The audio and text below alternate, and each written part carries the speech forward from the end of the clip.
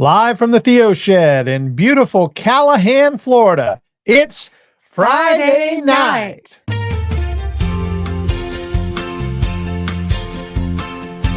Sometimes I feel the weight of the world fall down on me so heavy. And I need a friendly voice with some good theology. Calvinistically speaking, so I mix a manly drink that's in shoe polish. And I hit the YouTube link. Don't say hit, that sounds violent. And I feel my troubles all melt away.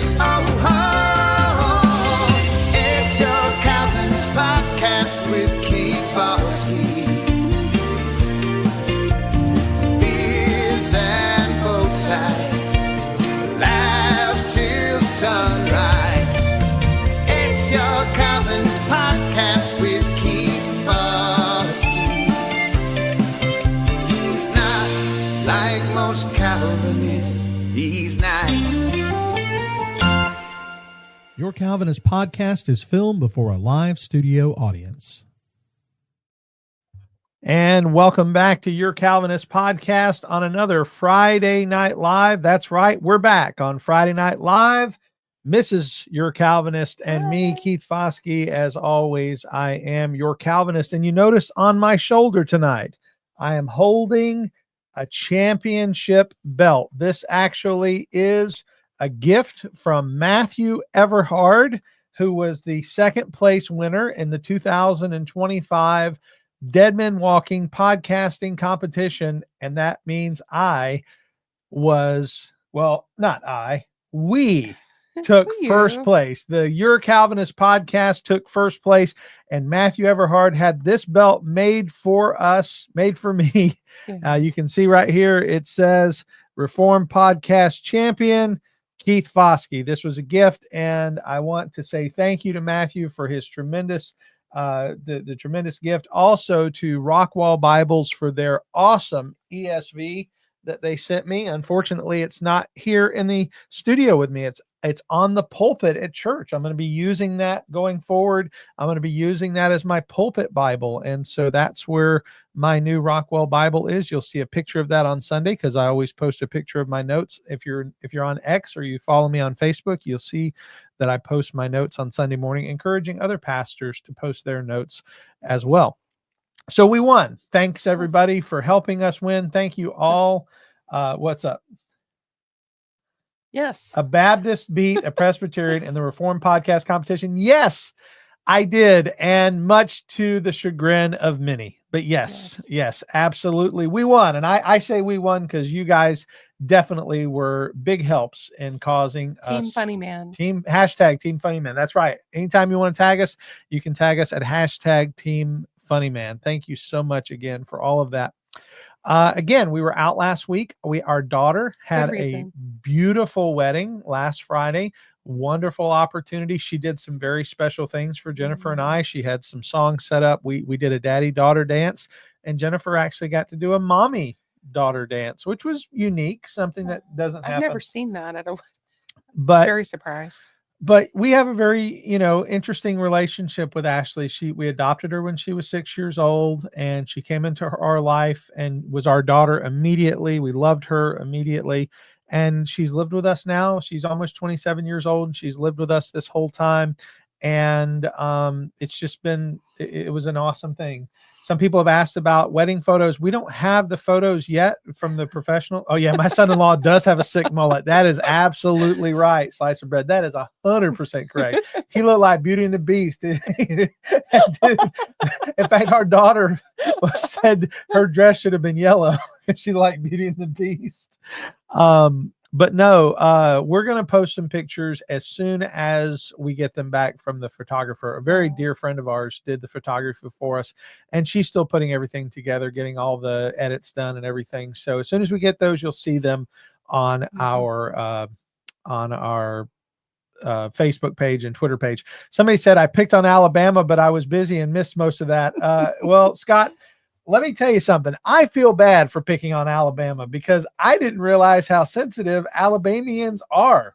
I really wish I would have picked on Florida because trust me, nobody here would have been offended because, quite frankly, Florida man. We know what we're about. I did not know people in Alabama were quite as sensitive as they are. But yes, I picked a little bit on Alabama. I got some threats.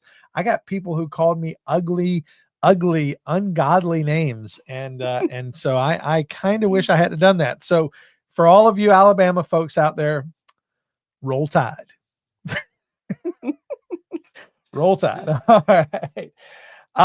Okay. Somebody asked something I wanted you to get to about our low carb. Oh yeah. Well, that's on my list to talk about.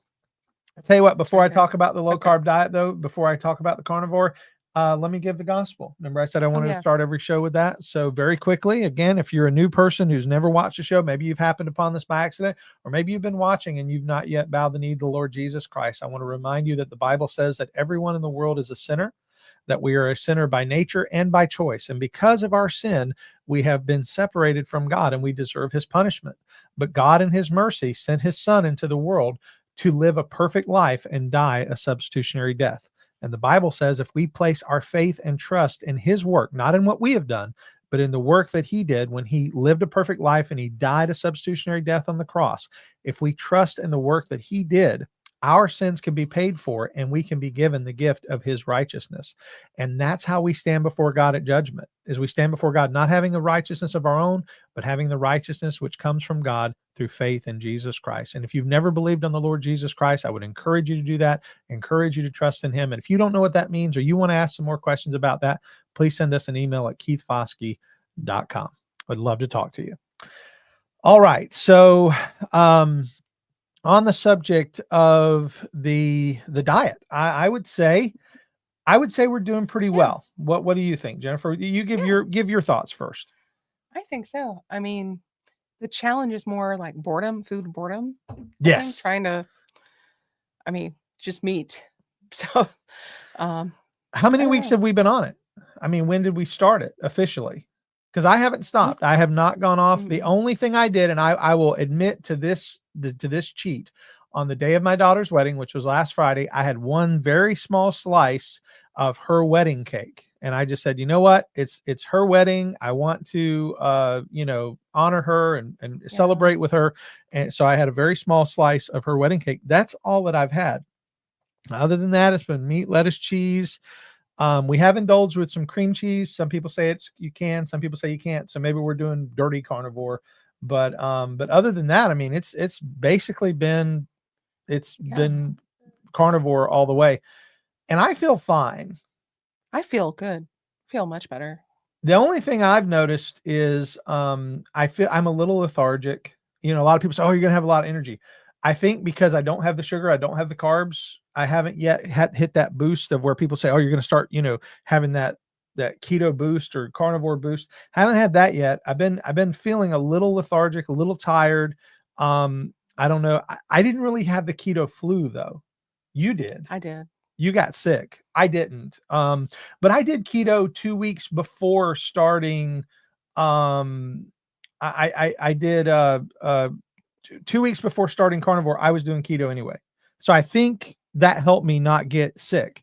But again, I just, like today, we were driving the car. I fell asleep. I didn't fall asleep driving. Let me back that up. Wait, I was driving. Jennifer was driving and I fell asleep in the car. And so I just been feeling a little tired lately. But I think that also has to do with my sleep patterns. I go to bed late a lot of nights and don't get a lot of good sleep. So pray for that. Pray for my sleep. I would honestly ask if there's one thing I could pray for with my health outside of just my my being overweight and needing to lose weight. And that's something I want to do and something I understand I want to do and need to do. The other thing is I just would ask that you pray for me to sleep better because I don't sleep very well. All right. Well, that's enough of that. I feel like I will say there are a lot of different creatures to enjoy. Like I saw that comment there, but I guess we just tend to eat a lot of the same food. Like we should probably venture out more, but steak, chicken, we had pork tonight, but sort of that's it. I don't know. We haven't really ventured out much. Somebody mentioned that I should try sardines. I like sardines. They said sardines had like something like omega-3 or something. Something that was good for me. I don't know if that's necessarily true. Okay. But Jay is saying to add salt. Okay. I can do that. I like salt generally. So, okay. Want to move on. Thank you guys for asking about the diet. We'll continue to give you an update. In fact, let's talk a little bit about next week, because next week is going to be different. And I need you guys to hold on to your seats. We're going to have a big change next week. We are going to have Tuesday Night Live next week. And here's the reason why. I have to fly on Wednesday. I am flying up to Detroit, and then I'm going over to Toledo, where we're having the Dangerous Friends Conference. I'm going to be seeing all my friends, like Parker Brown's going to be there, and Corey Wing's going to be there. Civically Minded Podcast. Greg Moore's going to be there. Also, I get to see Michael Foster, who's a good friend. I get to see Rosario Butterfield, who's hopefully going to be on the show very soon. Just several people I'm looking forward to seeing, but I have to leave Wednesday and I'm not coming back till Saturday. So I won't be here next Friday night. But we have so many questions since we didn't do a Friday Night Live last week. We've got literally pages of questions to get through. We know we're not going to get through them all tonight. So what we decided to do is we decided to do a Tuesday night, basically taking the place of the normal podcast. I normally post my normal podcast Tuesday or Wednesday of the week. So next week we're going to just do another Tuesday Night Live. So Tuesday night, 9:00, come be with us. I know it's not our normal night, but if you can be there on a Tuesday night, just come and check it out. Come and be with us if you can. Watchwell, he's saying Friday Night Live can be done from Watchwell Studio if you like. We talked about doing that. And I may still do something Friday night, Parker. I appreciate the offer of that. That's very nice. I may still do something, but the Q&A stuff we like to do together. So we're going to keep that on Tuesday night, but Friday night we may do a live show from your studio if you don't mind, and we're there. Yeah, that'd be fun. So we'll may still have something next Friday night, but it won't be a normal Friday Night Live. That's going to be on Tuesday. So keep an eye out for that. All right. I think that's everything I had. Before we get to the questions, though, I do want to remind you of our wonderful podcast partners. So here they go. Hey guys, me and the other denominations want to take an opportunity to tell you about our awesome podcast partners, like our longest running partner, Tiny Bibles. This is the smallest printed Bible on the market. It can be taken anywhere, hidden anywhere, given as a gift, or handed down as a family heirloom. It's available in the King James, New King James, and very soon in the New American Standard Bible. Hey, can you really read that thing? Superior Theology comes with superior eyesight, so I do just fine. But if you do need help, they send a handy magnifier with every copy. Well, Superior Theology is good for a strong mind, but it's also good to have a strong body too. So be sure to check out High Calling Fitness, as they provide health, strength, and nutrition coaching, all delivered online from confessionally reformed bodybuilders and strength athletes. I mean, this is the head of the company. He's a beast. Hey, do you think he can help me lift heavy things like that? They can work with anyone, and they meet you where you are. And hey, if you love Jesus, you're going to lift heavy things. Also, to have superior theology, you've got to know truth and doctrine. So don't forget to get your copy of What Do We Believe from Striving for Eternity Ministries. We live in a time where a lot of people just have bad theology. Many of them don't think it matters. But often as our theology deepens, so does our love for God. And this book is a great resource. Also, while you're reading or after your workout, don't forget to get yourself a cup of Squirrely Joe's coffee. I usually fill my coffee with cream and sugar, but with Squirrely Joe's, I don't have to add anything. It's delicious. And they have a variety of blends for you to choose from. And you can even get a free bag just for watching this show. Later in this episode, we're going to have an ad for Private Family Banking and Dominion Wealth Strategists. So be on the lookout as you consider not only your spiritual and health, but also your financial goals as well. And don't forget 1689 Cigars, the official cigar of Your Calvinist podcast. Thanks for listening. Now let's get back to the podcast. All right. Well, we are back. And while we were going through our podcast partners there, Marilda asked a very good question. I'm sorry, not Marilla. Ashley asked a good question. And here is that question. It's a question about the martial arts. She says, go ahead, Jennifer, read that for us. She says, I'm testing for my first degree black belt in karate next week. Could you give me some advice? I'm nervous. Very good. Very good. First, congratulations to get to that point. Yeah. Congratulations, awesome. Ashley. I don't know if you're a boy or a girl, because the name Ashley can be a boy or a girl. Our daughter is Ashley, but I have a good friend whose name is Ashley, and he's a guy.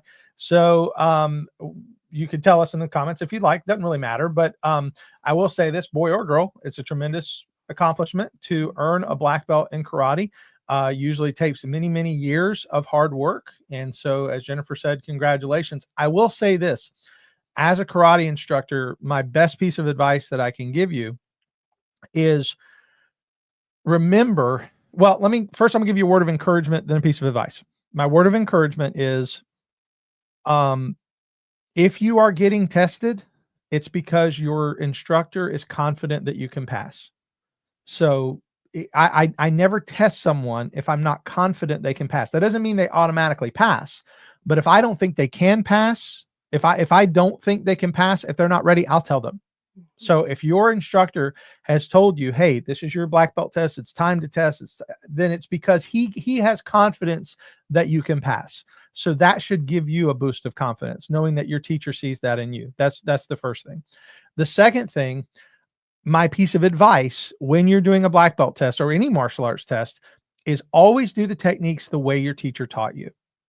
Don't try to be creative. Now, if he says, show me what you know, or show me something you've come up with, or show me a creative way of doing this, that's fine. But when I ask my instructors, especially when I say, show me like a wrist grab escape, or show me a outside wrist lock throw, or show me a reaper throw, I want to see that they know how I taught them how to do it. I want to see them do it the way I taught them. Then if they want to show me a creative way of doing it, or a different way of doing it, or a way they've modified it, that's fine. But because the goal is to perpetuate the art and for them to be able to pass down what I've taught them, I want to know that they know it the way I taught it to them. So when your instructor calls you to do a technique, do it the way he showed you. And then if he asks you for something else, do that. But that's my best piece of advice. Always do what your instructor says. Do it the way your instructor showed you the first time. I'm just curious, what style or what system? Yeah, absolutely. That I would be interested as well. What style of karate it is. And since we're talking about the martial arts, we're going to jump ahead to a question that actually came in from a listener, and I'm just going to add this to Ashley's question. This is a man who practices jiu-jitsu. Jennifer, read the question for us. As a practitioner of jiu-jitsu, how should a Christian discern when self-defense is appropriate versus when it's better to endure an attack? Okay. And right away, I want to say this is sometimes a difficult thing to know in the moment, because if you're enduring something like a physical assault or a verbal assault, emotions run high. This is part of the reason why martial arts training is valuable. Is martial arts training helps us to learn to control our emotions, especially when we are angry or when we've been struck or something like that. It helps us to control ourselves and not immediately respond with that visceral, guttural, emotional response that is inside of all of us. We all sort of have that internal beast mode that we can tap into if we get angry enough. So I talk about the ladder of escalation. If somebody is trying to get me to escalate in a bad situation, it's like we're both standing in front of a step ladder. And if he takes a step, right, and I take a step, well, that gives him the right to take the next step. And then I take the next step. Then that gives him, and that's how we end up clashing, and eventually fists start flying or even worse, right? Mm-hmm. So if he takes a step up the ladder and I don't go with him, right? Like I don't allow him to cause me to get emotionally invested. I don't allow his words to cause me to get angry and want to get invited to the fight. I stay on that first rung of the ladder. It keeps him from being able to continue to go up the ladder. So at least it helps to keep him from, I mean, some guys are just nutter butters and they're going to go up the ladder regardless. But if I can stay cool, it helps to keep him cool, rather than I get hot, he gets hotter, I get hotter, he gets hotter, boom, now we're exploding on one another. So that's when you ask the question about, when is it appropriate? I want to say this. There was more to this email. I condensed it to this one question, but the other thing he was asking is like, we're told in scripture about turning the other cheek. When is that appropriate versus when is it appropriate to lay hands on someone? That's the other thing he was asking. And I will say this again, always consider this. If you decide to lay hands on someone, you are taking your life and your liberty in your hands. You're taking your life and your liberty in your hands. All it takes is tripping, falling, and hitting your head on the side of a curb, and you can get knocked out, or you can get a brain aneurysm and die. Right? You may be the best fighter in the world. Best fighter in the world can trip and fall and hit his head and die. Right? If you engage physically with somebody, there had better be a life or death reason to do it. That's my answer. That it better not be just because this guy made you mad. Right? It better not be just because this guy insulted you. Right? That's my thought. Is if there's going to be if my life is on the line.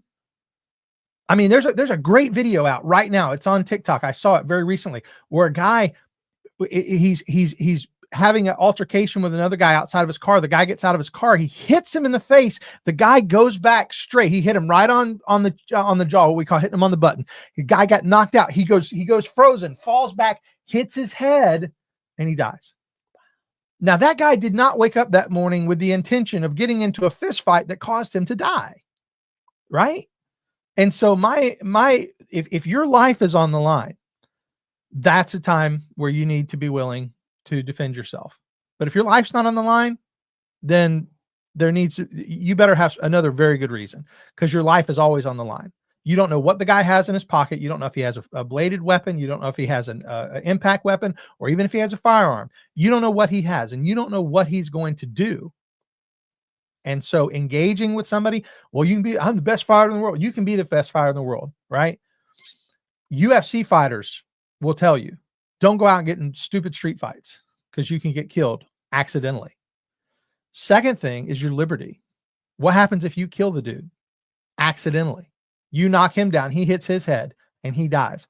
Yeah, you lived, you survived, but now somebody else is going to be raising your kids. Right? So these are the things that I tell you are very important. And I've been in martial arts for 30 years.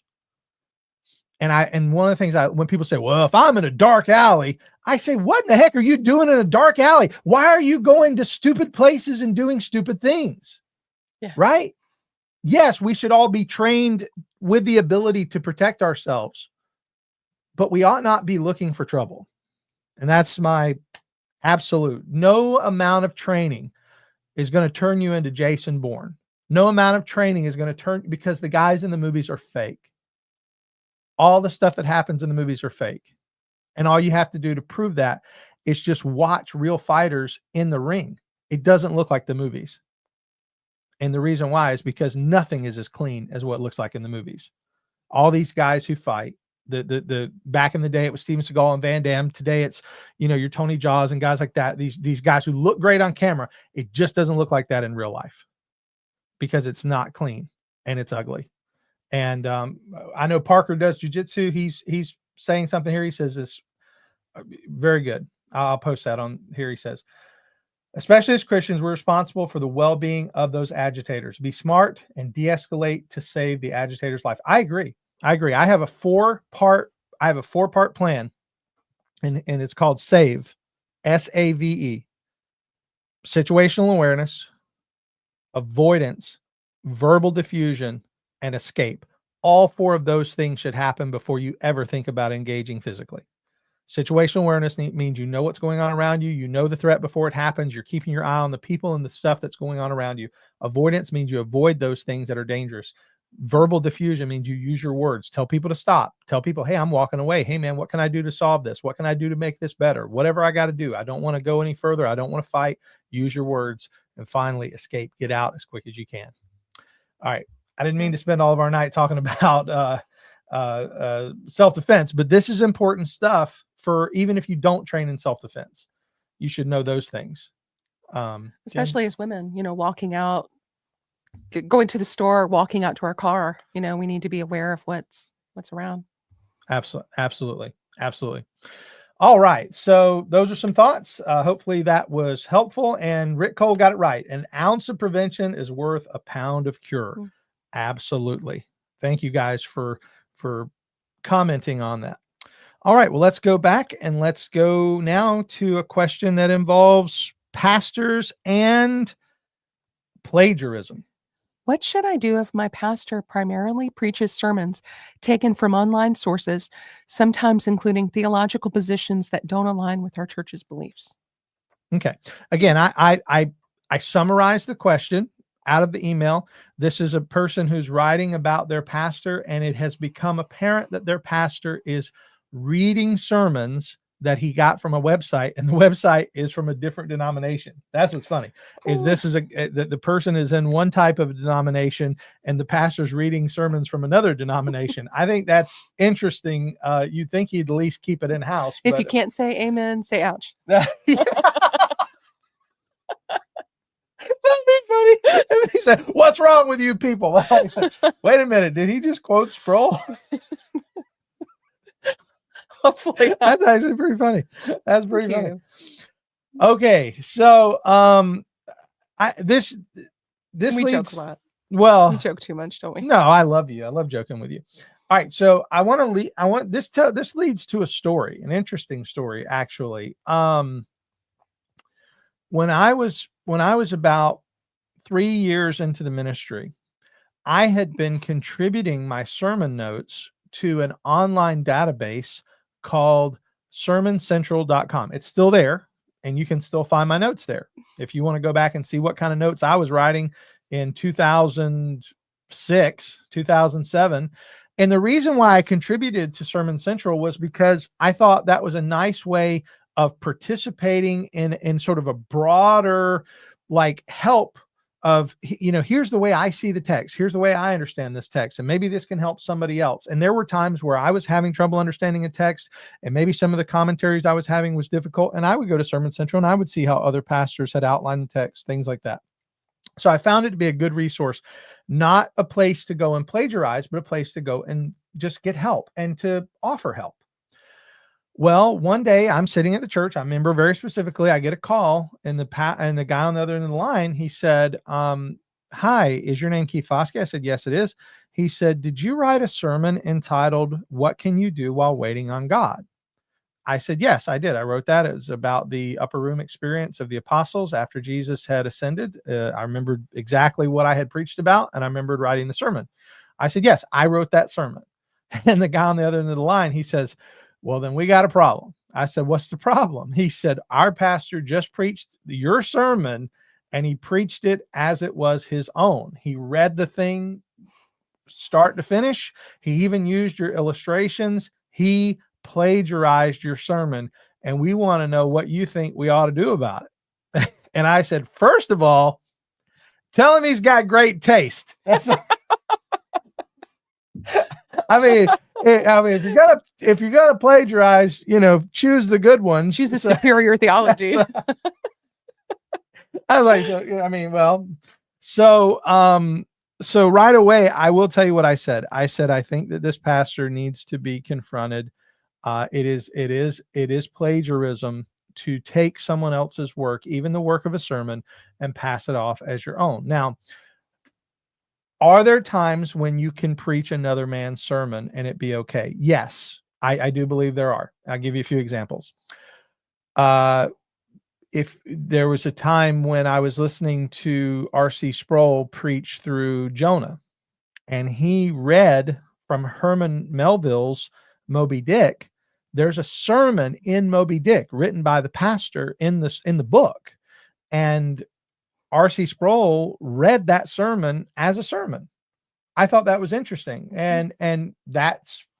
But he told us what he was doing. Like he said, here's where it comes from. Here's why I'm doing this. Here's what I'm doing.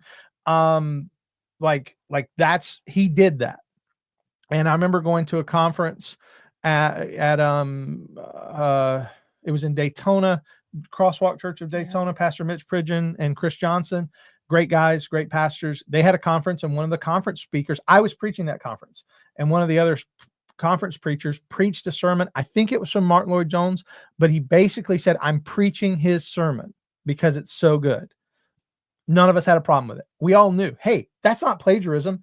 That's a super long quotation, basically. You're telling us where it came from and you're being honest about it. But if a man is called to preach, he's also called to study. If a man is called to preach the word, he's also called to be a student of the word. And if he's not studying to show himself approved unto God, a workman that need not be ashamed, rightly handling the word of truth, if he's not doing that, he's not doing his job. Whether he's paid or not, doesn't matter. It's not about, is he getting paid to do it? No. If his job as a minister is to preach the word and he's not studying, then that's a problem. So if you're in this church, if the person who wrote this email is in this church, I would be less concerned with the fact that he's choosing another denomination. I would be more concerned with the fact that he's choosing to preach other people's sermons as if they were his own. And I would want to talk to him about why he is not investing the time to study on his own. Does he need help? Does he need resources to make him better at doing what he's supposed to do? Those are questions I would want to know. I mean, you have any thoughts on that? Any added things? I was just going to make a joke. If the sermons are better, Yeah. Yeah, be like, well, when he does it himself, they're terrible.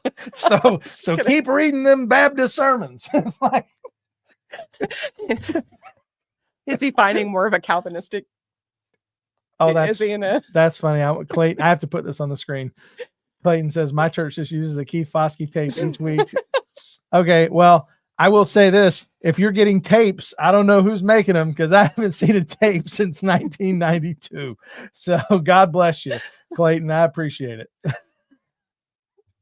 All right. So that's my answer to that question. I think we're ready to move on to the next question. Okay. Should a Christian consider quitting a job that requires working most Sundays, preventing regular church attendance, or are there other ways to remain committed to the local church? Okay. Again, these are longer emails that we have to condense just for the sake of time. And this person references in the email that they had listened to my message on Lone Wolf Christianity and how I said that I do believe that being a part of a local church is necessary for a believer. It shouldn't be an option as to whether we're part of a local church. However, this comes down to an issue of necessity. We do have a few people in our church who have to work on some Sundays, and we understand. We have several police officers, a firefighter, and others who they can't take Sundays off, right? Yeah. And there's other people who are single individuals who have to support themselves, who have to work on some Sundays, and we understand that. If they're working every single Sunday, they're never able to get a Sunday off, I would probably encourage them to try their best to find another job that would allow them to at least be in the worship service at least a couple times a month, once a month at least. But let me back up and say, this is another reason why having an evening service on Sunday is good. Right now we have the Academy, which is not exactly a worship service, but at least it's an opportunity to gather. And we have the Wednesday evening service, which is available to people. So my question to you would be, the person who wrote this email, if you're in a job that keeps you away on Sunday morning, is it possible to gather at other times with your local body? Can you gather in the evening? Does your church have a Sunday evening service? Can you gather on Wednesday night? Does your church have a Wednesday evening service? Those are things that I think are important and valuable that the church provides. That's why I'm glad that we are able to provide it at Sovereign Grace. Again, we don't have a Sunday night worship service, but we do have a Sunday night activity that people can attend. If your church doesn't offer that, then you may find yourself if you have to keep the job to keep yourself sustained, then you may want to look for a church that offers an evening opportunity for worship. So few churches nowadays offer Sunday evening worship. That's actually hard to find a full evening worship service. I miss it, honestly. Yeah. We used to have evening worship. In fact, my first year of preaching was I took over the Sunday evening preaching at when it used to be Forest Christian Church, now Sovereign Grace. I took over the Sunday evening preaching in 2004 because I wanted to preach. I was still in seminary, but I just wanted to preach. And so the pastor gave me the opportunity, and I took over the Sunday evening services, and I did them for years. And when it was actually when I was working on my doctorate that we discontinued the evening services, and we never really went back to it. And I do miss that. Anyway, that's not what the question was about. So my answer to you is, if there's other times to gather, take advantage of those. Talk to your pastor, ask his advice, ask if there are other opportunities that you may not even know about, and ask your job. Is it necessary that I work every Sunday? Can I have one Sunday off a month? At least start somewhere. Can I have one Sunday off a month where I could come in later? That would be my encouragement to you. I want to answer this question from Marilda that just came in. She says, is your Wednesday night service online? Currently, no. It was for years, and you can go onto our sermon audio and you can find, I did systematic theology. I taught 3 years of systematic theology on our Wednesday night, and we videotaped that. It's 90 lessons from Wednesday night services over a 3-year period. You can find that on sermon audio. Currently, though, we are simply doing a prayer time on Wednesday night, followed by a sermon review. So it's not something that would really be good to record, especially during the prayer time, because people are oftentimes very vulnerable and honest, and we're not looking to record those things. So we are not currently streaming Wednesday night. However, something interesting to mention, Sovereign Grace Academy is the next semester of Sovereign Grace Academy, which is going to begin on my birthday, April 2nd, is going to be Wednesday nights. It's going to be done on Wednesday night. Currently, it's on Sunday night. It's going to be on Wednesday nights for one semester. And we're doing that as a trial run to see if it encourages more participation. And so since we're talking about that, one of the questions on here is about Sovereign Grace Academy. Okay. So let's actually, it's right here. It's on the front page. Oh, I missed it. Okay. Yep. No problem. How did you begin Sovereign Grace Academy? Okay.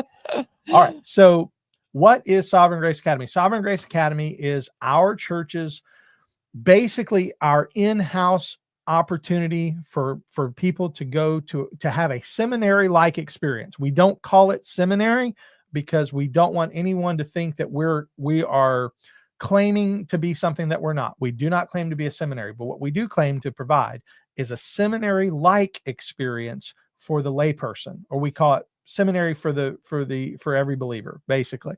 A seminary-like experience for every believer.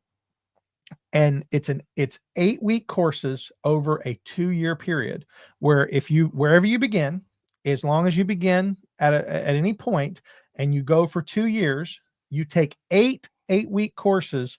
At the end of that 2-year period, you get a diploma of basic ministry training. Now it's not accredited. It's only from our church, but it shows that you did the work. And the work includes, when you take our classes, you have to do notebooks, you have to do midterm tests, you have to do a final exam, which includes an essay. All of those things are there. And we have New Testament classes, Old Testament classes, apologetics classes. I'm fixing to teach biblical law and ethics. That's another class that we offer. We offer hermeneutics. I've even taught basic Greek vocabulary in the academy. So there's been a lot of interesting classes, and we do that, and you do that over a period of 2 years. Is Matthew Everhard out there? Matthew Everhard, I have to stop talking about Sovereign Grace Academy and just show everyone again. He's talking about the debate. I better study up on baptizo. I'm going to hold this belt, and this belt is going to continue to be mine because I'm going to win both of our debates. Yes. Do Presby's no karate? I'm coming for you, Matthew Everhard. And I told him the other day, I wanted to start the debate at 8:00, and he said he wanted to start it at 7. I said, oh, you want your butt kicked an hour early? I can do that. I can handle business. So it's good to see you, my good friend, the Uber Mensch, the Superman, Matthew Everhard is in the chat. It's good to see you, buddy. Thanks for checking in with us tonight. So going back to the question, how did we begin Sovereign Grace Academy? It began as a desire of our church to provide a seminary-like experience to our members and to members of other churches, and it was based on my experience in seminary. I went to Jacksonville Baptist Theological Seminary, and I molded our classes around what the seminary did. The seminary classes were 8-week classes.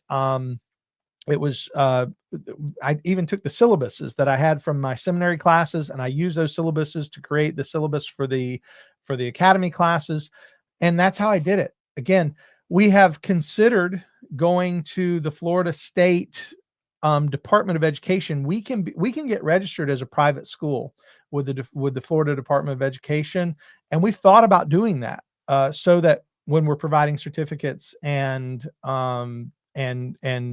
diplomas, that it's recognized as an institution by the state. Still wouldn't be accredited like a university or a college receives accreditation, but at least it would be recognized. So that's something that we're considering doing, but we have not done it yet. That's very nice. Yeah, Anthony's one of our students. Yeah, he said he just started seminary. His time at SGA has helped him tremendously. Thank you for saying that. I've had another student a couple of years ago. Alan Durenencourt was our first graduate. He was the first one to receive his 2 years at Sovereign Grace Academy, and he went to seminary after. And he wrote me a very nice letter saying that he felt like his time at SGA really helped prepare him, and I was so grateful to hear that. And Anthony, for you to say those same thing, man, that's a super big encouragement, because that's all we want. We know not everybody can go to seminary. And we know not everybody should go to seminary. It's not even like not everybody wants to be a pastor. Not everybody's called to be a pastor. And not even every pastor necessarily has to go to seminary, even though I think it's valuable to learn. So we provide this for people so they can learn and grow and have that experience that they wouldn't have otherwise. So if you, the person who's in this email, if you're interested in starting something like this at your church, because you mentioned that in here, send me more questions about what you want to know. I mean, I'm happy to share with you anything we have. I can share with you our syllabus. I can share with you the 8 classes that we do over 2 years. I can give you the model that we set out. I can even give you the videos and things that we've put together so you can watch classes and see how we do it. So I'm happy to do that, happy to help, because quite frankly, I'd love to see more churches offering a little deeper teaching to their people. I mean, how many churches they talk about nothing about church history, nothing about apologetics, nothing about ethics and these things. Mm-hmm. That's the classes that we're doing, and I encourage people to do that for sure. Yeah, absolutely. Next April 2nd, right? That's the next thing. Yes, the next class is going to begin on my birthday. Yes, my birthday is April 2nd. I just dox myself all the time, don't I? People know I live in Callahan. People know my name. People know I'm April 2nd. People show up at the church. They just know who I is. And I'm like, hey, how you doing? They're like, I know you. And I like when that happens. It is nice. It's nice when people come up and say they've seen the show. It's very encouraging. What was Parker's having to leave. Love you, Park. I'll see you. I'll be at his house Take next good care week. of my man. Yes, please. I'm going to Detroit, and if movies have taught me anything, it's that I should be afraid to go to Detroit. Everything. I mean, just remember the save. I saw a RoboCop. I know what it's about. Okay. What's your SOC? What is SOC? What does that say? Sock? What's your sock? So what is that, Parker? Tell me what you're talking about. I don't know what he means, but we gotta move on. If you put the comment in if you want to. All right, we're gonna move to this question right here. And social security number. Nope, won't be doing that. And I can't bring guns. How am I supposed to bring guns? I have to fly on an airplane. They're going to do a cavity search, and I don't want anything to be found. Trust me. Okay. All right. What podcasts, books, and authors would you recommend for someone growing in Reformed theology? And where can I find the writings of the Reformers and Church Fathers? Wonderful question. And this is the type of question I love to get, because I can provide you with a lot of resources. But to start out, what podcast should you be listening to? This one. It's your Calvinist podcast with Keith Foskey. And don't forget, we also have Theology from a Golf Cart, which right now I'll be finishing the series on the 5 points of Calvinism. So check that out. I'm finishing it next week. Okay. That actually goes with another question too. What is the best way to explain the 5 points of Calvinism? That's right. That's right. Yeah. Watch the golf cart video. That's right. Sorry. Let's real quick though. Let's talk about what podcasts, books, and authors. There's a couple of like required reading, right? Like if you're trying to grow in Reformed theology, you want to know more about it, and you want to grow. First of all, we say, okay, there's Reformed theology, big R Reform, which is covenantal, confessional, Calvinistic, right? So there's a lot in that category. But if we sort of limit it to Calvinistic, just for a moment, I would say if you haven't read Chosen by God by R.C. Sproul, I think you should. It's a simple read. It's a good introduction to the arguments and the basis of Calvinism, and particular predestination and election. And I would also recommend Holiness of God by R.C. Sproul. I love R.C. Sproul. Most people know that. Even though I'm a Baptist, I love him. My Presbyterian,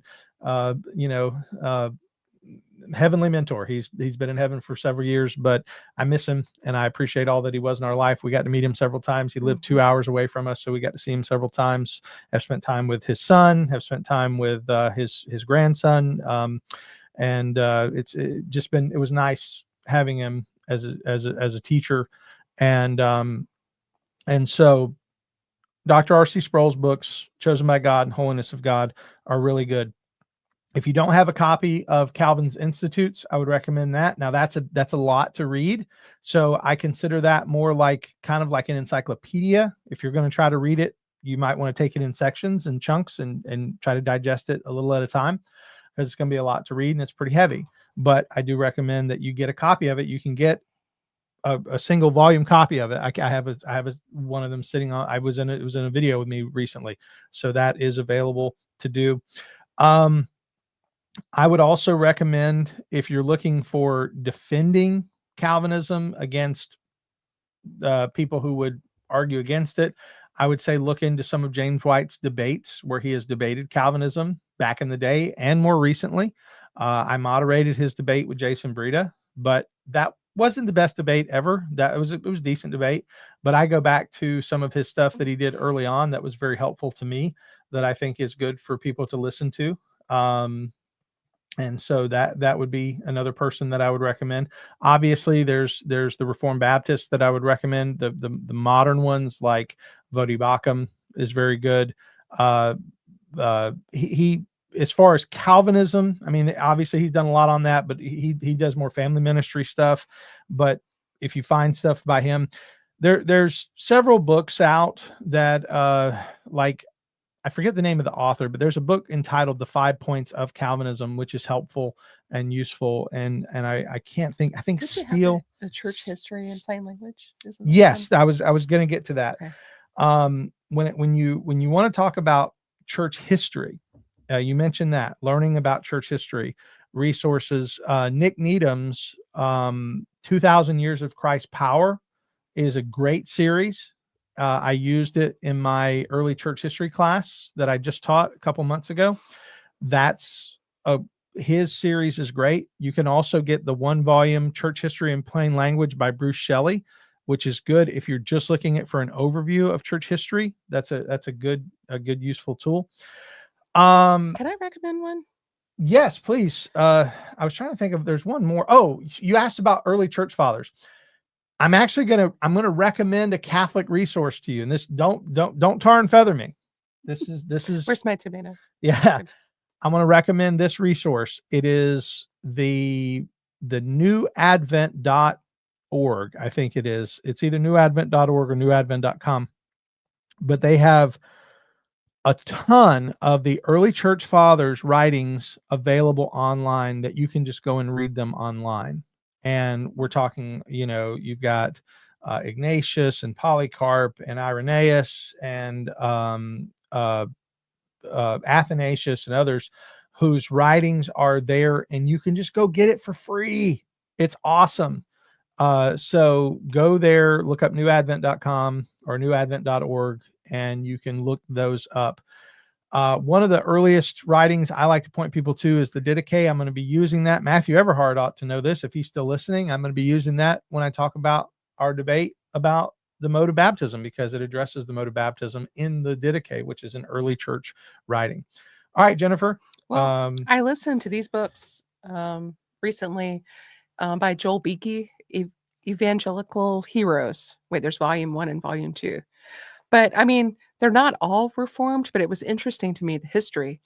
I mean, they had like George Whitefield, Charles Spurgeon, had some missionaries like Amy Carmichael. What was the name of it again? Evangelical Heroes. There are 2 volumes. The screen. Right there, Evangelical Heroes by Joel Beeke. By Joel Beeke. Both books. And R.C. Sproul was the last one. They had Jim Elliot, Elizabeth Elliot, and R.C. Sproul. But it was really interesting to me. Okay. I want to clarify something Mr. Unitarian just said. Oh. He said James White said Ignatius most likely did not exist. That's not what he said. If you go back to the debate, he was addressing a controversy about whether or not the letters of Ignatius are accurate, if they actually are from him. And that lends to the question, what do we know about him and who is he? James White, that debate and him saying that has gotten a lot of negative press for him. A lot of negative things have been said about him. And we can argue all day whether or not he should have brought it up in the debate. But what he was talking about was the whether or not those letters were written by Ignatius or not, because there are some letters that we know were not, but are attributed to him. That was the issue that was being brought up. So again, just want to clarify. And he didn't say that he didn't believe Ignatius existed. He said that was a scholarly discussion that was being done among some scholars. Were having that, and that it was reaching more of a mainstream position, that there were those who doubted the existence, or some doubted the existence of Ignatius, some doubted whether or not he wrote the letters that are attributed to him. That's the question that was brought up. Okay. There was another question I saw came up here I wanted to mention. Let's see. Okay. I'm not seeing it. Did you lose it? No, it's okay. Somebody mentioned what's that? Is it that one? If I'm not Arminian, does that make me Calvinistic by default? No, absolutely not. Some people think that's a good question. If you're not Arminian, are you Calvinist by default? No.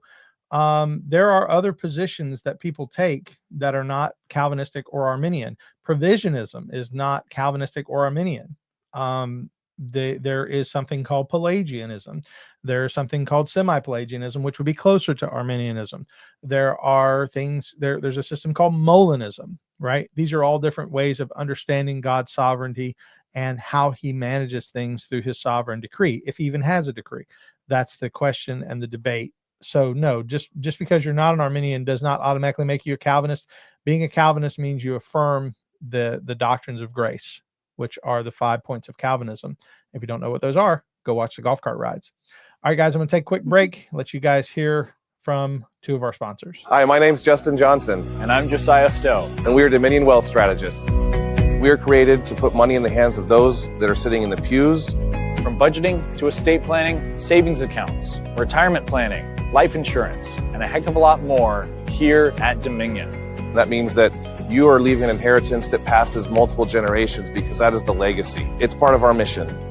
All of Christ for all of life. And all of finance for Christendom. Hello, this is Chuck from Private Family Banking. Thanks for joining us today. We help you make one money move in your cash flow, and it'll implicate itself into multi-generational wealth building starting the first day.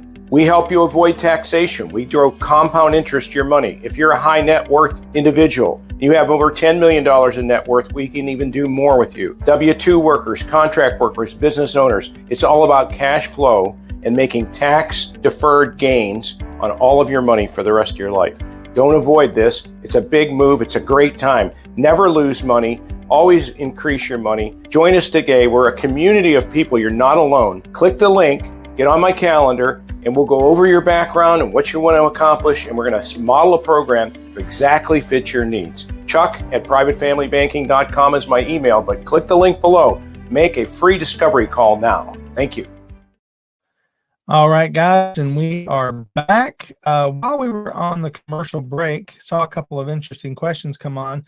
One was from Hot Wheels. He asked the question, I paid for a year of coffee. How do I become a YouTube member? I saw that, and thank you so much for your generosity on buymeacoffee.com. If you want to join the YouTube membership, if you're on the YouTube page, the front page, the actual Your Calvinist page, there should be a join button. If you can't find it, email me and I will send you a direct link. But you should see a button on the front that says join the Superior Theology Club. All right. And thank you for doing that. Thank you for your generosity. Somebody else asked this question. Scott asked the question, what's the word for 4 pointers? Amyraldian. Amyraldian is typically the term that would be used. Did you make that up? No, I promise I didn't make it up. It refers to a teacher, that his name, and so the Amyraldians were the ones who would deny limited atonement. So that's the term I think you were asking about, Scott. So hopefully that's helpful. All right, let's see here. We got one more question on the front page. Jennifer, why don't you read it for us? As I prepare to move for university, what key things should I look for in a church to ensure solid biblical teaching and a faithful Christian community? All right. I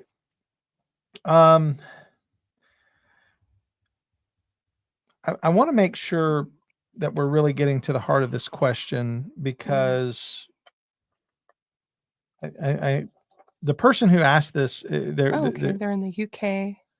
Their second to last year of school. Looking for a church. Yeah, that's what it is. They're looking for a church. They're in a situation where they I thought he said he was like 60 miles or something, or maybe I'm thinking of another question that came in, but like was a fair distance away from a church. But basically, let's take it as it is. As I prepare to move for university, what key things should I look for in a church to ensure solid biblical teaching and a faithful Christian community? Couple things. First thing, always do before you even visit a church. Nowadays, churches have websites. So you can go onto their website and see what the website says about what they are teaching, who they are, and what they're about. Right. And if the website doesn't say what they teach, if the website doesn't say what they believe, if it doesn't identify them with some kind of historical marker, some kind of historical theology, then that may be your first red flag, right? It doesn't matter if a church has a statement of faith that they wrote, that's fine, but I would want to know what it says. I would want to read it. I would want to get an idea, because if a church is sometimes it's really vague. That's like right. We've tried to help our friend find a church when she moved, remember? And it was and it's like looking at the church website. It was like, we believe in Jesus. Okay. What else? Yeah, I mean, we appreciate that you believe in Jesus, but like, what do you believe about Jesus? So trying to learn as much as you can about the church is kind of like a pre-visit thing. Like, learn as much as you can before you visit. Listen to a few sermons online if they're available online. Most churches today are available in some way online, either audio or video, and get an idea of what is taught.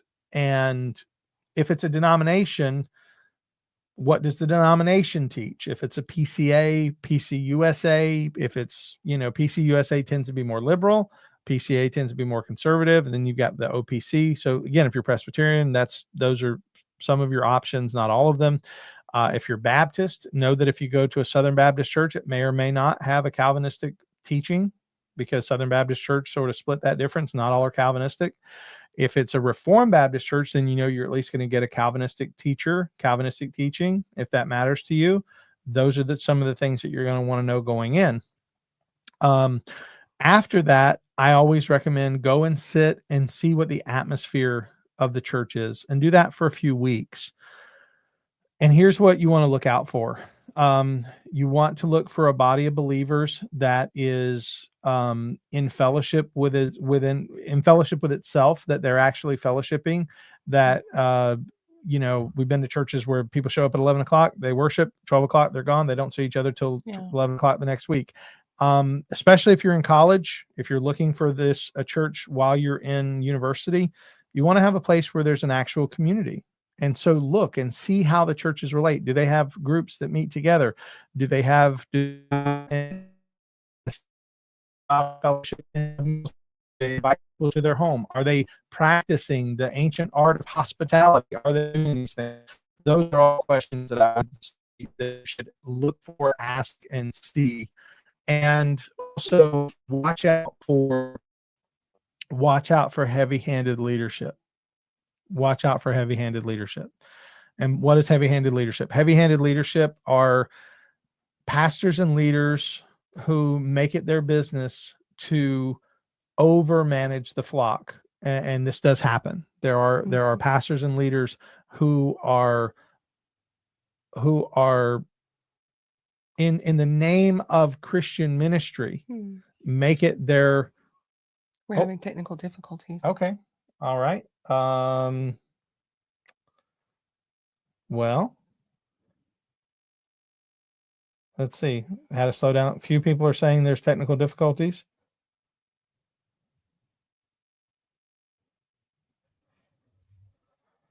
All right. Okay, it's better now. Okay. All right. Thank you. Thank you. But maybe just had a hiccup there. So again, looking for the what we might say the culture of the church. Are the leaders heavy-handed? Meaning that they, I mean, I have been in churches where the pastors use the pulpit to bully the church, where the ministers are just berate people and talk down to people and are not shepherding, and they're ugly to people. I would have a hard time sitting under that myself, and I would not encourage other people to do that. Again, I've said many times, one, a shepherd should smell like sheep. So a pastor who you never see and never get to fellowship with, never have any relationship with, that's not your pastor. And number two, a pastor should be a leader, he should be a shepherd, not a cowboy. Shepherds lead, cowboys drive. And so look for what kind of leadership is there. And those are just some of the thoughts. Like I said, theology first. What do they teach? What do they believe? What are they practicing? How do they worship? When you go in, are you hearing songs that are biblical and edifying and those things? Or are you hearing, Bethel and Hillsong and all that stuff? Is everything, is the worship music godly? In fact, one of the questions that did come in, and I'll go ahead and answer it now. Let me see if I can find it real quick. It was the question of, is Hillsong, is that an automatic no? If I were to visit a church, is that on here? Yeah, that was on here. It was an email that came through. Again, we had a lot this week because we were out. Here it is. It's on page 3. Okay, so we'll go ahead and mention this, that we got to this at 103.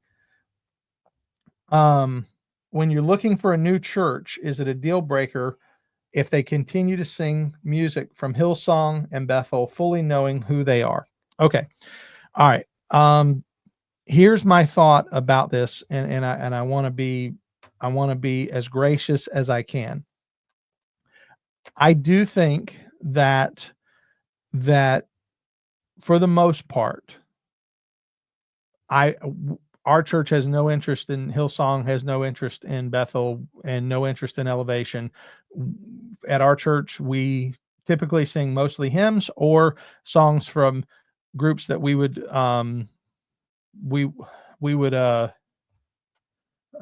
able. Bless you. Pardon me. Songs that we would be from groups that we would generally be able to support. Sovereign Grace Music, we do a lot of music from them. And we do some others. A lot of stuff we do is from older older stuff, especially when I'm singing stuff like from early 2000s. 90s, man. 90s worship. Been a while since we did Shout to the Lord. Wow, that's an old one. But the question of is it a deal breaker if a church is singing Hillsong or Bethel? This is where I stand on this, and I hope everybody can understand what I'm trying to say. If that's all the church sings, if the steady diet of the church is Hillsong, Bethel, and elevation music, I think that's an indication of a bigger problem. If that is the full orbed, if that's all they sing is songs from known heretics, that's a problem. Yeah. And I think that is that would be an indication, that would be a deal breaker. If I went into a church and every song they sang was a Hillsong, Bethel, elevation song. On the other hand, if I was at a church and they sang hymns and they sang contemporary songs and a Hillsong or a Bethel song made its way into the lineup because it was a good song and it had good lyrics, I wouldn't automatically count that church out, right? I know there are some people who say one Hillsong, one Bethel song, one elevation song makes it no bueno, can't go further, you got to cut them off right then. I show a lot of grace for that. I lead worship twice a month at our church. And there are times where I will sing a song and later someone will come to me and say, hey, do you know who wrote that? Do you know where it came from? And I didn't even know. I just had really great words. And sometimes different people. That's right. Other people have covered it. I heard Shane and Shane do it. Yeah, I did it because Shane and Shane did it. I didn't know it was written by this guy over here. And so I say give grace on this, but if the steady diet of the church is all Bethel, all Hillsong, then that's probably an indication of a bigger problem. And that's my answer to that question. All right, we're sitting at the 106 mark and we have finished the first page. Well, we can just to jump to this question because it goes with worship. Is the use of pre-recorded music tracks during Sunday worship merely a matter of preference, or does it present deeper concerns?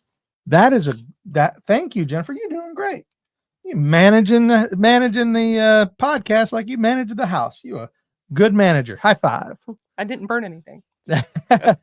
You're a wonderful household manager and wonderful podcast manager. Love it. Love it. Okay.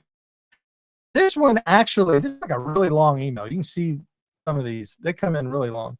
And so this is part of a bigger question about sort of the whether or not using recorded tracks is tantamount to listening to a recorded sermon. That's the way the email kind of compares it. So the email is asking, okay, we're lagging again. That's not good. That's not good. Okay. So maybe we ought to try to close this out pretty soon. Because I don't want to keep having these lags and problems. I don't want it to. I don't want to be. Okay. Well, we're back. We'll keep going, but if it keeps happening, we may cut out early. All right, but again, is the use of pre-recorded music? The question is like, is using a pre-recorded track and music similar to like if somebody came in and they just put on an audio of somebody's sermon? Like if we went to a church and they put a video up of R.C. Sproul preaching and we watched that for 45 minutes instead of hearing a sermon, that would be weird. Right. So the question is kind of that is it, are you doing that when you have a pre-recorded background track playing while you sing? This is an interesting question. And, the person who's asking this says they've been at this church for a while and, or were at a church that did this for a while. They said they left, but they didn't leave because of that, but they did think it was weird. And we're asking the question, is it wrong? Is it right or wrong to do that? And here's my thought on it. I think I think way too much emphasis is placed on the production value of the music on Sunday morning. And this is across the board. I remember people saying, "Oh man, these mega churches, they have a band and they have this and they have that and they have this, Smoke machines, fog machines. Yeah, but I agree. But for this, they're talking about, guitar, drums, and all this stuff. They have band. But then you look at a church like John MacArthur's church, they have a giant choir. They have professional musicians playing in an orchestra. It's two different styles, but you're still talking about a huge production value, right? It takes a lot to produce an orchestra. It takes a lot to produce. I preached at a church 2 weeks ago. They invited me to be the guest preacher. So Brother Andy preached for me at my church, and I got to go be the guest speaker at another church. And they didn't have any drums. They didn't have any guitars, but they had two girls playing the violin. And I thought, that's great. That's wonderful. Beautiful violin playing girls. And they had a truly gifted piano player. And he was playing the piano while they were playing the violin. And we sat there and listened to it. We weren't even singing. And I thought, okay, it's worshipful. It's very nice. I think it's beautiful. But at the same time, is this different than somebody who plays a guitar or plays drums? It's a different type of instrument. It's still a stringed instrument, right? So I think the point I'm making is yes, there's a lot of conversation that can be had about production and production value, and I think so much emphasis is put on it that sometimes I think it robs from the simplicity of worship. The most beautiful worship often is just the voices of the saints with no music accompaniment. Now, I am not saying musical accompaniment is bad. I know there are people who believe that musical accompaniment is bad. Charles Spurgeon believed that. He did not believe that you should use any musical accompaniment. He believed you should only use a cappella voices. And I understand that position. I respect that position, even though I don't share it. I understand why they would say that. We worship with our mouths. We worship with our hearts. So if I were in a church and I was given the choice, would you rather have a taped play along backing track, or would you rather just sing a cappella? I would choose singing a cappella. Not because the backing track is necessarily wrong, but if it were simply a matter of preference, I just want to hear the voices of the saints singing out.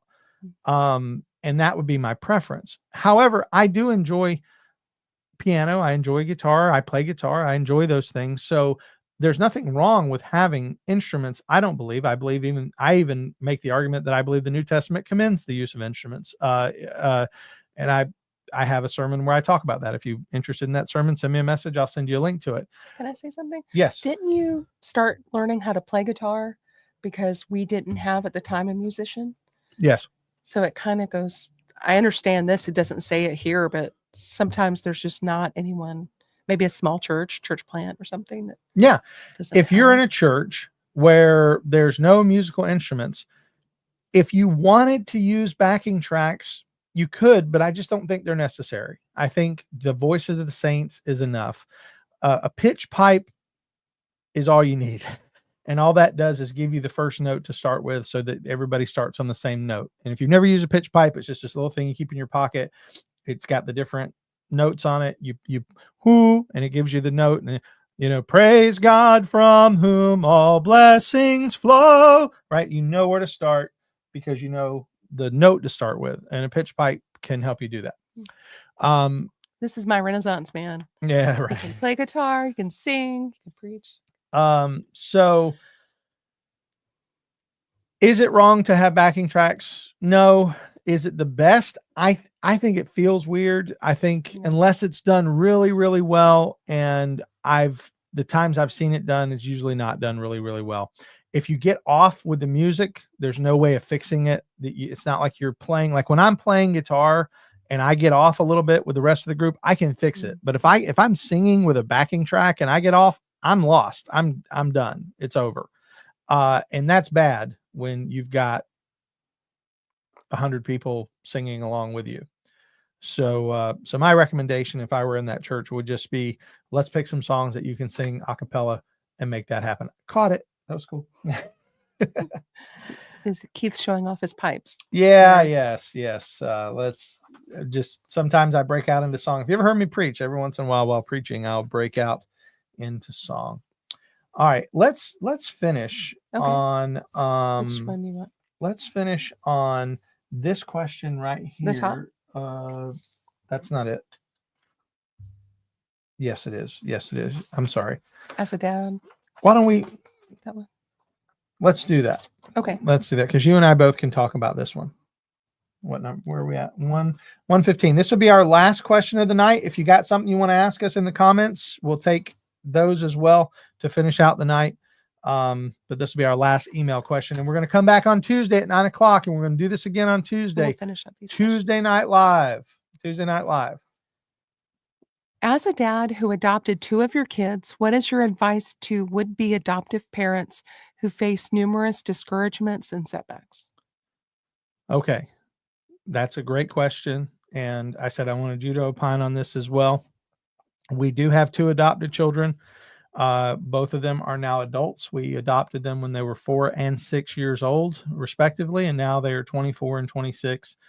And they are our children. We don't call them, they're, we have our kids and then our adopted kids. No, all of our kids are our kids, and they are ours in our heart as much as the other 4. And I can say that genuinely when I gave Ashley away a week ago today, my heart was 100% in that moment. That was my daughter. Mm-hmm. And a couple of days later, because she lived with us until she was 26, until she got married. She never lived anywhere else. She never had a roommate or an apartment. She lived with us until she got married. Yeah. And a couple of days after she got married, I was sitting I was walking by our door to our house, and I saw it was the time that she normally comes home. And I looked at my watch and I looked at the door and I said, she's not coming home. Yeah. She doesn't live here anymore.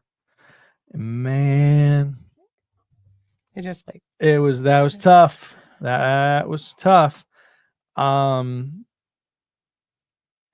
we received discouragements too at the time. I remember several people, are you sure you want to do that? I mean, okay. So going back to the question, through the process, advice that you would, the numerous discouragements and setbacks. Okay. Very quickly, Mary asked a question. I do want to answer very fast. She said, are you going to, the unanswered emails are going to be answered next Friday? No, they're going to be answered Tuesday. Remember I said, we're not doing it next Friday. We're doing it on Tuesday. So we will do this. We'll do a Tuesday Night Live next week, because I'm flying out to Detroit. So Tuesday Night Live next week, we will answer the unanswered emails then. So yes. Okay. So here's the thing about it. When you are adopting children, you're going to face a ton of setbacks, and you're going to face a ton of people who are discouraging you. There are going to be people who tell you, you'll never love them like your own child. That's not true. You can love them like your own child, because they are your own child. You're going to have people who tell you that you're, this is going to be too hard. This is what happens if their parents want them back at some point and you have to give them up or something like that. There's all kinds of reasons why people are going to try to discourage you from adopting. Mm-hmm. As 2 people who have adopted, I can tell you those fears don't really go away. Even when we adopted our children, there were times where we were afraid that their birth parents might come back into the picture and try to pull them away from us, draw them away from us, make their lives confused and miserable. Those fears were there. So we had to trust the Lord. We had to simply say to God, we know you want these children to be with us because you've made this path straight for us and you've given us these children. So give us the confidence that you're going to walk with us through this. Give us the confidence that you're going to be with us through this. That's the That's the heart of it, is trusting the Lord. And And that is what's going to help you through those times. yes, you're The just only way. absolutely the only way you're going to get through discouragement is through trusting the Lord and knowing that He has a plan even in the bad things. We've had some bad moments. We've had some bad moments with our kids.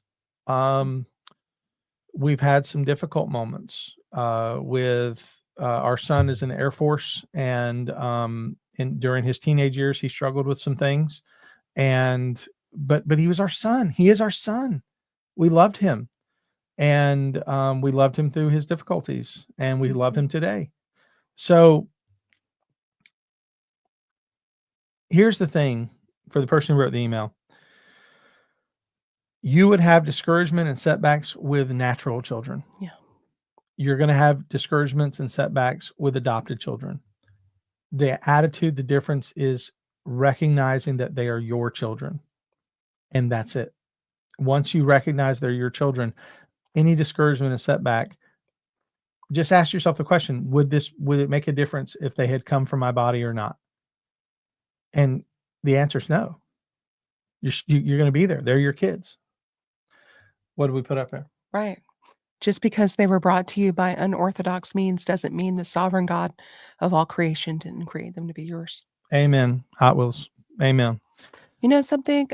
Side note, Ash, our daughter and son have a brother, an older brother that was adopted by a different family, and there's a whole huge story with that. But our son went and picked him up. So all three of them were together. And he asked his sister, he said, is any of our biological family going to be there? And she said, no, this is my dad. He is going to give me away. Yeah. And he didn't ask that expecting it. No.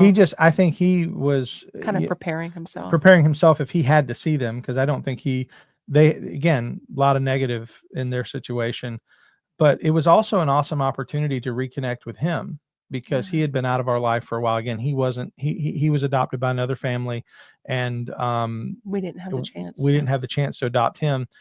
But now we've had him re-enter our lives, and we want him to know, hey, you're not our child, but you're our children's brother, and therefore you're part of our family. And we want you to know that we see you as family. We know who you are in their life. And it's just, we'll pray for him. We pray for him and welcome him into our home. So there's again, yes, there's going to be discouragements. Yes, there's going to be setbacks. Nothing in life that is worthwhile is easy.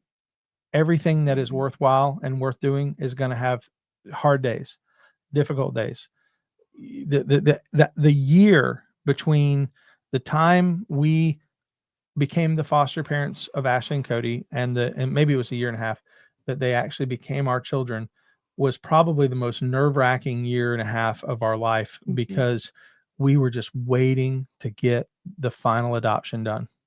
And when you talk about setbacks, there were setbacks. There were things that happened, little things here, little things there. We had to have home studies done multiple times, had to go to counseling multiple times, had to go before the judge.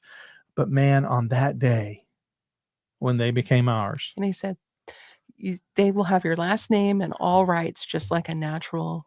These are your heirs. Mm-hmm. And I just praise God.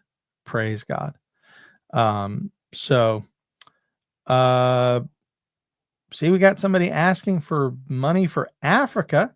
I think that's about time to close it out. That's interesting. Feeding the starving kids in Africa. Not today. There was one about marriage there. Well, let's answer an actual question from someone. Where are we at here? It's up a little.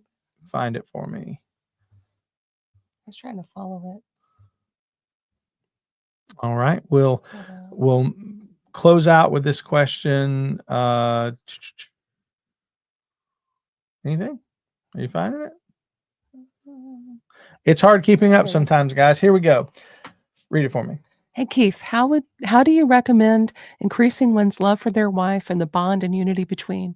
You seem to greatly model how much you love your wife.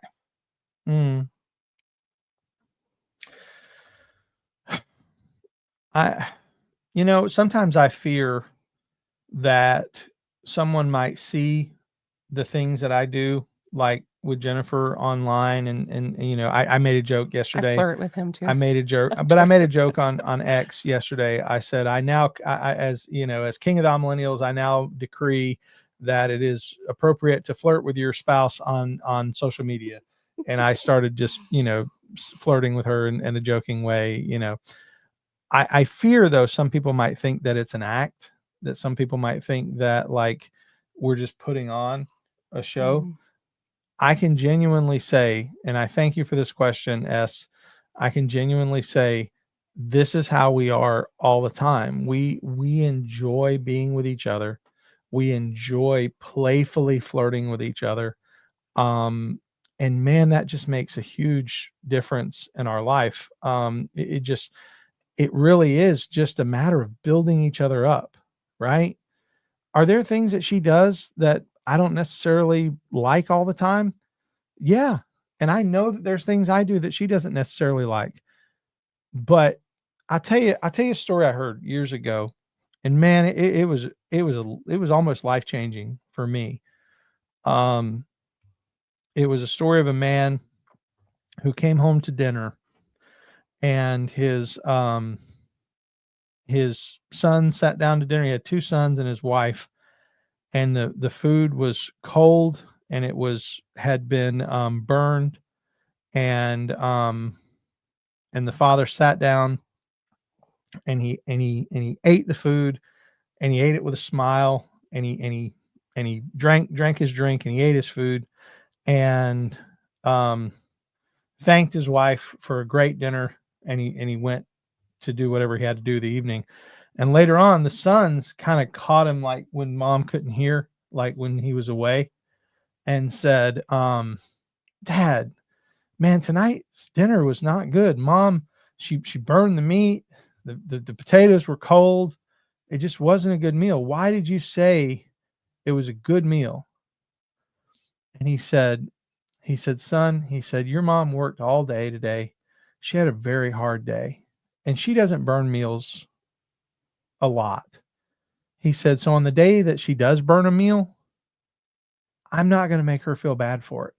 I'm not going to make her feel like she did me wrong because tonight's meal wasn't the best meal I've ever eaten.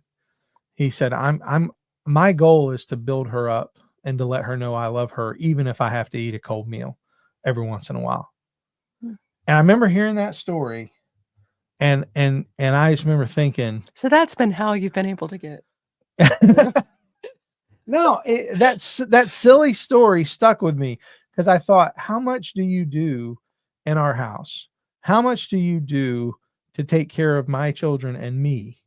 I say our children, my children. I see you teaching my kids. I see you preparing meals. I see you washing clothes.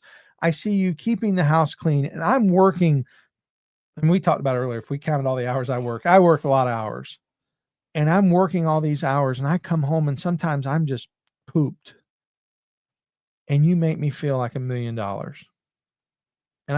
So I tell you, the person who asked the question, how do you keep the bond of unity? You build each other up. You build each other up. You express verbal appreciation for each other, and don't tear each other down when you don't meet each other's expectations, right? There are going to be times where she doesn't meet your expectations. Love her anyway. There's going to be times when he doesn't meet your expectations. Love him anyway, right? That's the gospel. That's the biblical model. My wife tells me I'm handsome. I know it's a lie. My wife tells me that that I make her happy, that I make her laugh, that I make her feel valuable. And we don't do that to put on a show. We love to be together. And that's the best answer I can give you. Just build each other up. If she's not what you want to be in a certain area, don't tear her down for it, but encourage her in the things that she does well. And if she asks you, be honest, but don't be hurtful. I love it when Jennifer will ask me this. Is there something you want me to do better? Mm-hmm. She'll ask, haven't you? Yeah. And I've asked her that. Is there something you need for me to do better? Listen when those questions come, because that means the person you're with actually cares enough to want to be a better husband or a better wife. And those are my encouragement to you. Carl just jumped in with a great question about third way evangelicals. I got to end because we're done. We're at the 1 hour and 30 minute. But Carl, I'll basically say this when it comes to third wayism. I think what does that mean? It relates to the idea that you're not conservative or liberal, but you have this sort of like third way. Tim Keller was a proponent of there's a third way. You don't have to be a MAGA Republican. You don't have to be a blue dog Democrat, but you can be like this third way. And I think that there's more than I can say about it tonight, other than to simply say, Carl, I appreciate the question. And I think there's sometimes a lot of dangers in trying to be in the middle. I think sometimes you got to take a stand. That would be my simple answer. I think that there are some things that you can be balanced and in the middle, but I think sometimes you got to take a stand. And the danger of the third way that I've seen is sometimes I think it gives up too much ground to things that are wrong. So simple answer to a complex question. Yeah, I think that it can be a Laodicea. Yeah, it can be very, very much a lukewarm position. All right. Well, guys, thank you so much for being a part of the show tonight. Thank you. It's so nice to see all the familiar faces in the chat. Absolutely. And I hope we see you guys Tuesday night. I know it's going to be a weird night because we don't normally do it on Tuesday night, but I hope you come visit us on Tuesday at 9:00, and we will finish up the questions here. And if we have time, we'll add any other questions you guys send. Thanks again for being a part of the Friday Night Live of Your Calvinist podcast. Jennifer, any last words? No. All right. Not that I can say. Well, God bless you all. Here's the final song. Sometimes I feel the weight of the world fall down on me, and I need a friendly voice with some good theology. So I mix a manly drink, then I hit the YouTube link, and I feel my troubles all melt away. Oh, it's your Calvinist podcast with Keith Foskey. Beards and bow ties, laughs till sunrise. It's your Calvinist podcast with Keith Foskey. He's not like most Calvinists, he's nice. Your Calvinist podcast with Keith Foskey, striving for superior theology and denominational unity, one joke at a time.